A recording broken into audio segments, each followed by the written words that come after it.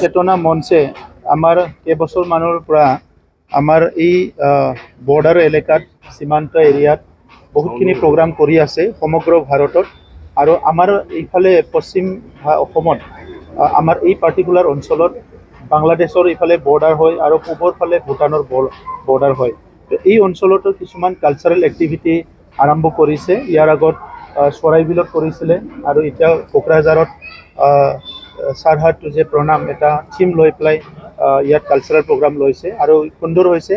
আৰু যিটো সীমান্ত চেতনা মঞ্চৰ এটা মহৎ উদ্দেশ্য, সীমা এৰিয়াবিলাকত বহুত সময়ত অলপ নেগলেক্ট কৰা হয়। সেইবিলাকত যিখিনি সমাজ থাকে সেইসকলে বিভিন্ন সমস্যাত ভুগিব লগা হয়। এটা ছাইডত ডেভেলপমেণ্ট পইণ্ট অফ ভিউ সীমান্ত অঞ্চলবিলাকত বহুত সময়ত এৰাই চলা হয় আৰু বেলেগ বেলেগ যিবিলাক সমস্যা আছে বা বেলেগ বেলেগ দিশ আছে সেইবিলাকতো বহুতখিনি সুযোগ নাপায়। গতিকে এই প্লেটফৰ্মটো দি পেলাই আমাৰ মাজত ঐক্য সংগতি, আমাৰ মাজত একতা এইটো বজাই ৰখাৰ কাৰণে আৰু এটা জনগোষ্ঠীয়ে আনটো জনগোষ্ঠীৰ মাজত কেনেকৈ শক্তিশালীভাৱে আমাৰ সম্বন্ধটো শক্তিশালী ৰাখিব পাৰে এনেকুৱা উদ্দেশ্য লৈ এই প্ৰগ্ৰামবিলাক কৰি আছে। আৰু আজি কোকৰাঝাৰত দিনজোৰা কাৰ্যসূচীৰে এই প্ৰগ্ৰাম ৰাখিছে।